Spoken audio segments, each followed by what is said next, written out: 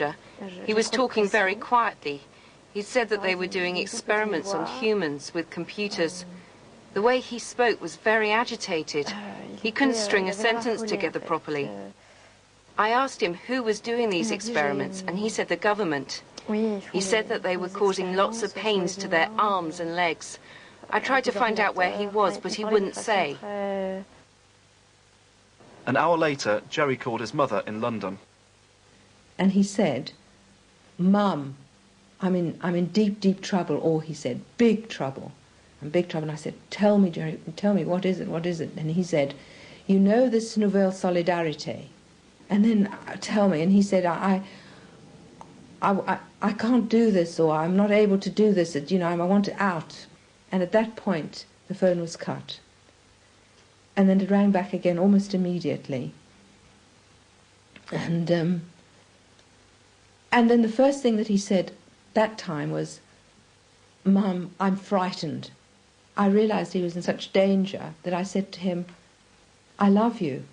And then he said, "I want to see you now." And I want to see you now. Now was important. And I said, "Well, where are you, Jerry?" And he said, "Wiesbaden." And I said, "Well, how do you spell it?" And he said, W-I-E-S.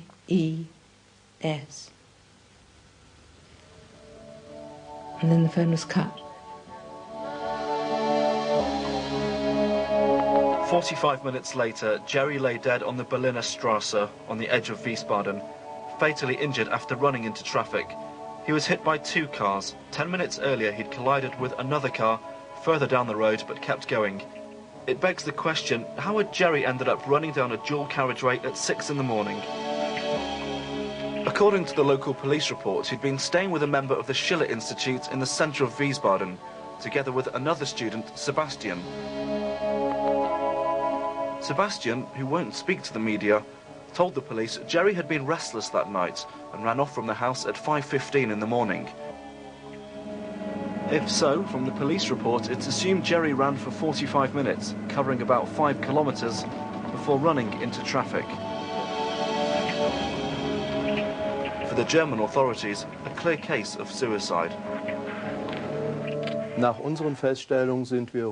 We are 100% certain that it is suicide, suicide as we call it, that as a consequence of his own behaviour and with no one else involved, he threw himself in front of a car, of several cars, and died on the 3rd attempt.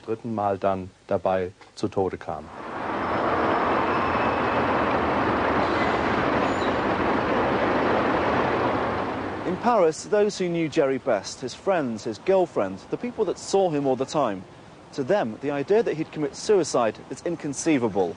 Gregarious, full of life and ambition, Jerry was at the heart of their social group. Do you like to fly kites? One of the student watering holes where Jerry used to come with Peter, Ed and Jessie, friends studying at the British Institute.